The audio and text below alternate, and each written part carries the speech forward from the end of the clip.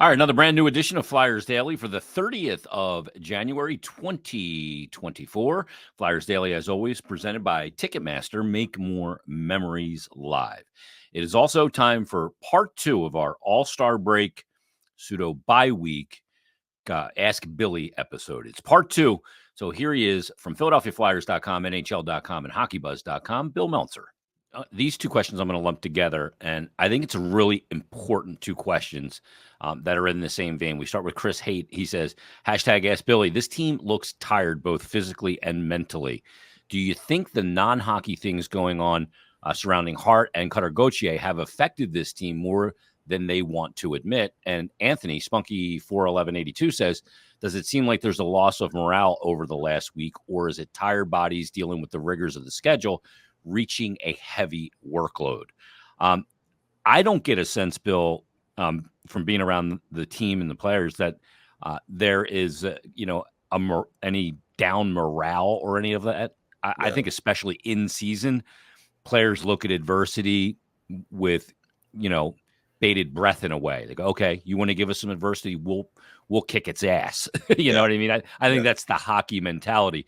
But I think the team does look physically and mentally tired because of the schedule. And I think a big part of that is the heavy road schedule that they had in the first half of this season. I don't think it's Torts' training camp. I think it's the fact that they got every West Coast trip and every time zone trip knocked out of the way. Yeah. Particularly in January, they played a lot of hockey this month. Mm-hmm.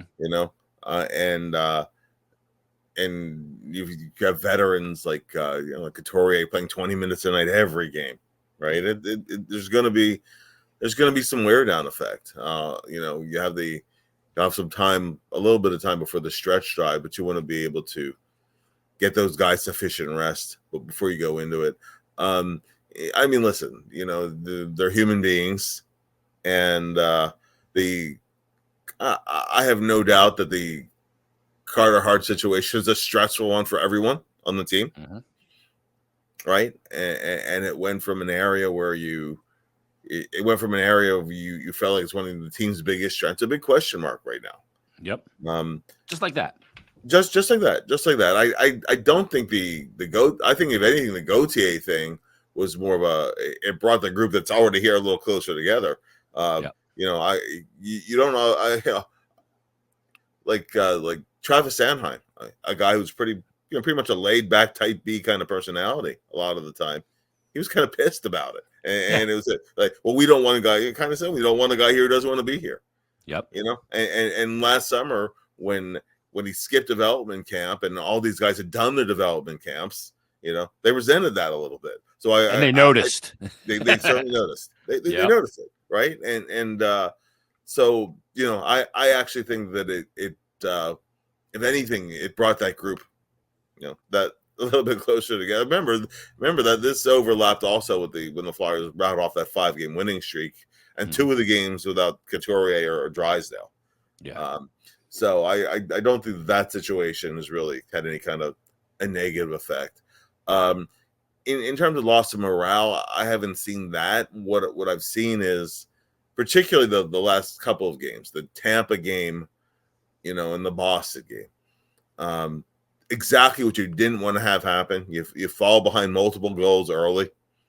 The Boston game, and you were sitting next to me in the press box. The first 10 minutes of that game, we said, "Hey, this is a pretty good first 10 minutes." They played with a lot of energy. Boston didn't really get a lot of chances in those 10 minutes.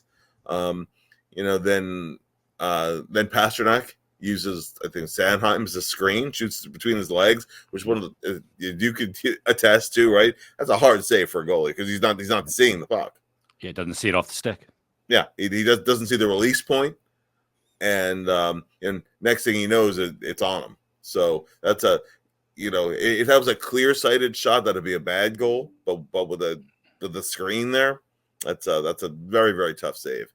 And then the wheels fell off over the next you breakdown. 4.5 minutes. Yep. Yeah. One going off of Dan Heinen's face, off of his stick, off of his face. It was that's like a triple deflection by the time it was done. It went off a defender. It went off his stick. It went off his face, and it went into the net. What are you going to do, right? Yeah. What are you going to do? and then you give up another one, and bang, bang, bang, 3 and then 4. And then you're done. You're done for the day. You're not coming back against Boston in that. So, I do think they've had some trouble in these stopping the bleeding a little bit. That's one of the things you need is that you give up a goal and you regain your equilibrium. Even if you don't just come right back and score, you do need a couple of stabilizing shifts. That's what's ended up happening is rather than the stabilizing shift, they'll take a penalty. Or they'll turn another puck over or something. That's kind of been where I think things have kind of gone off kilter in the last week or two. But I don't think it's been a matter of the team, lowered morale. I do think they're mentally tired and physically tired. But that's no excuse because everybody is. So I referred to the Bruins in that 4.5 minutes at the end of the first period where they got the 4 goals as the group of friends that comes over right after you clean your apartment back in the day. Before we were married with kids and all that. You clean up your apartment real good, and then your 4 friends come over and they just destroy your apartment. There's beer cans, sandwich wrappers, there's crap everywhere. You're like, I just cleaned the place. And they come in and they just destroy your place in 4.5 minutes, and then you're out of the game. Exactly. Exactly. And it's like, it's like too much mess to clean up right now. I'll get it later. Exactly. And it's that way for another week. But now they got this break. Yeah. Let me ask you this one, Bill, because this comes in from Eric Hansen. He says, do you think the Flyers will trade for a goalie? Ersson can't handle this huge workload. Is that a possibility? Could they look at a veteran goalie to bring in here, somebody that's not going to cost you a lot? The goalie market's been really weird this year. Yeah. We've seen more goalies get waived and not claimed in a league where 2/3 of the league doesn't have goaltending. That kind of, I think, affects it for me. But do they go out and maybe look for some goaltending help, or do they rely on Peterson or Felix Sandstrom? Well, and really they're not so worried about the cap right now with Peterson's an awfully expensive AHL goalie. Yeah. I mean that was, it was a contract they kind of had to take on realistically to get the Provorov trade, to get the return that they got in the Provorov trade. But I think that if they are at least in the bubble or whatever, you might pick up an expiring contract for the rest of the year, maybe just to have a little bit of veteran stability of the position. That's listen, this is an opportunity for Felix and for Cal to say, hey, you don't have to look any further. We when you need a spot star, we can give that to you. Yeah. I'd feel more comfortable with it if either guy had been more consistent with the Phantoms than they've been. But it's not totally out of the realm of possibility that they could do it. I don't think it's a top priority right now. They really want to give. They want to give Ersson a lot of playing time. Last year, I agree with this. That last year with the Phantoms, he almost got too much playing time.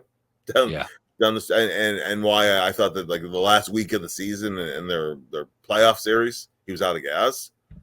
But right now he was kind of splitting time with Carter. They were going almost on a alternating basis. So, I don't think it's been a matter of overplay, although he's played a lot of games in a short period of time. But I do think you do want to have a guy that you're playing a back-to-back again or a forward 6 or whatever. You feel you can go to and he can keep you in a game. I think that in the short term, they're going to give Peterson and Sandstrom a chance to show that they can be that guy that can come in and give you a quality start when you need one. But there's still a while to go till the deadline, so I do think it's possible. I think they only have 3 back-to-backs left the entire year, but the month of March, I think there's 15 or 16 games. Yeah. It's insane. Yeah. Almost every other day. Yeah. I mean, that's nuts, and no guy's going to be able to play all of those for sure.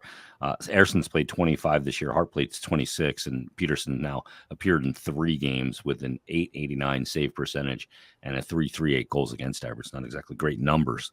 Yeah. Last thing, Bill. On Friday at Wells Fargo Center, I had just the time of my life at the Alumni. It was.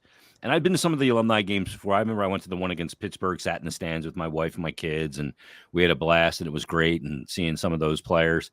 But this one on Friday was different because I think it also encapsulated the return of the moral compass of the franchise. And I think that was on such display. Yeah. When you heard the intros, the ovations that Keith Jones, Danny Briere, and Dan Hilferty got, I thought that was very apparent, and I think there's a real recognition of this fan base that they are trying to, win some people that they lost and do right by people that have stood with. But the event, from the opening ceremony, the way that the Boston Bruins lined up as the two Cup teams walked off the ice and shook everybody's hand. Like, there was just hockey class personified in the building with a lot of legends. And then the game didn't disappoint in any way, shape. I thought it was a perfect, great blend of hockey and the culture of the game. Oh, 100%. I think that this was a Grand Slam home run. And even when they were doing the VIP thing with the fans there's some of the Bruins alumni were there too, and particularly Bruins alumni who'd been with the Flyers in their career, like Kenny Linsman, of course. Started out play, and Kenny was there, right? Rat was there. During the morning skate, Brian Smolinski was, and I never really met Smoke before. Really nice guy, really good guy. But it was just they noticed it, and if you go into even the Bruins, people comment on, like, this is really just done first rate. When there were mistakes made by management in some of these previous alumni games from older regimes. You go back. One of the biggest mistakes and standing in the locker room, I was thinking about this. When they did the 50th anniversary alumni game. So this is Bob Clark's final alumni game as a player. It was Bill Barber's final alumni game as a player. I believe it was Danny's first alumni game. It was the 2017 one. So he played in it. The alumni were not allowed to use the Flyers locker room. The Flyers were in Boston, so the locker room but the locker room doors were closed, locked. So they had to go use an auxiliary. Yeah, they use an auxiliary, the old NBA one room, which is not a special room at all. Other than that's where I do intermissions, pregame, and postgame. Yeah, well, that's special. To have Bob Clark and Bill Barber dressing in NBA one and Lindros and it's not right. It's not the right touch, right? Yeah. Here, with their beautiful new locker room, it was their locker room for the time that they were there, and they all remarked on, like, oh my gosh, I wish our room was like this when I was playing here. It's a special locker room for special players, and they were treated special. They were treated in that first rate kind of way. Yeah. Dan Hilferty was around all day long. He didn't just pop in, good luck to you guys and out. He was around all day long, making the rounds, introducing himself. A lot of people knew who he was, right? But walk around introducing himself to the Flyers alumni who were there, to the Bruins alumni who were there, walking around, making sure people were having a good time. All those little touches, though, the Ed Snyder kind of like things that made, and he's not trying to emulate Ed Snyder, he's being himself, but these little touches, right? Keith Jones being around the whole thing, Craig Berube coming back and being on the bench for there. That was awesome. And Margie kept that a secret for me, till the day before. Yeah, I didn't even know about it till Thursday. Sitting and just on a personal note, sitting before the morning skate, the alumni had a breakfast in the Chef 4 Club, because at nighttime, and all the players are happy and excited to do the VIP with all the fans there, which is they'll sign any autograph, take any photo. They're great with the fans, but this is really the time for the alumni to be together. Yeah, just that group. And and I'm sitting around at the table. And I'm looking around, and there's Bill Clement, and there's Bundy, and there's Reggie Leach, and there's Dave Schultz. I was like, oh my gosh, what am I doing here? But you're flying the wall. You're listening to their conversations. Yeah. And those guys, like, there were so many. If you go on to the Flyers Alumni social media, there's a picture of Eric Lindros planting a kiss on Bernie Perron's head. Saw it. Loved it. Yeah, I mean, it's just, and another two just laughing. It's having such a good time. Nobody wanted that night to end. And the fans felt that way too. I mean, there were 15,000 plus for an alumni game, and wow. And then it spilled over the next day with the Rick Tocchet and Homer deserve better for their Hall of Fame inductions. It wasn't arranged and handled nearly as well as it should have been. I'll tell you, with Rex, man, they hit that one out of the park. He was blown away. Having the previous inductees out at center ice to welcome him, to the Hall of Fame, having the way that his family was treated, they were really treated, like celebrities. Mm-hmm. They got the first rate treatment that they deserved. Having the building wasn't full, of course, at the very beginning, but by the end of it, when people were there for the game and whatever, he got the ovation and the appreciation, the recognition that he deserved.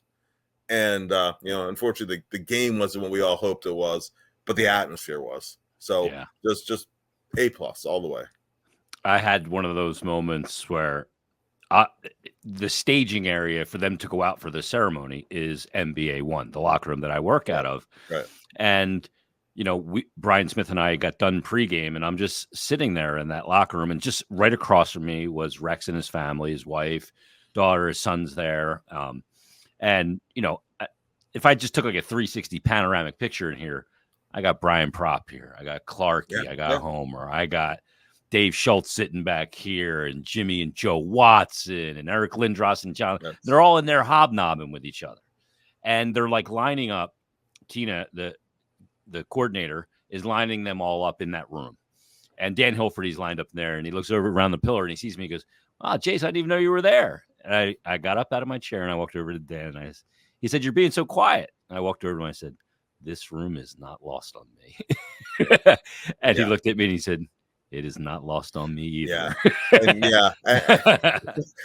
For sure. And what I thought, and it'd be remiss if I left this out, the most special touch of the weekend, and I've gotten to Joe Watson. Yeah. Like I said, you go back to October 11th, 1967. That's the Flyers' first game. Joe's in the lineup, right? January 26th, 2024, Joe Watson's in the lineup. Yeah. And and Joe has estimated to me that not even counting minor hockey as a kid, but between junior hockey, the NHL, or minor leagues in NHL, and alumni hockey, he's played 2,500 games. Holy. Yeah. And he didn't mail in a single shift. Never once. Not even. And his final game, he wore a helmet. But the way that they, it was partially a practical thing because he was out there for the ceremony with the cup teams. Then he had to go in and get dressed for the game. Yeah. But I really liked, Lou introduced him about 5 minutes into the first period. Yeah. Huge ovation. And Joe, I've watched games with Joe, and with other alumni too. Of course, all the alumni, they root for the Flyers and whatnot. But Joe gets emotional.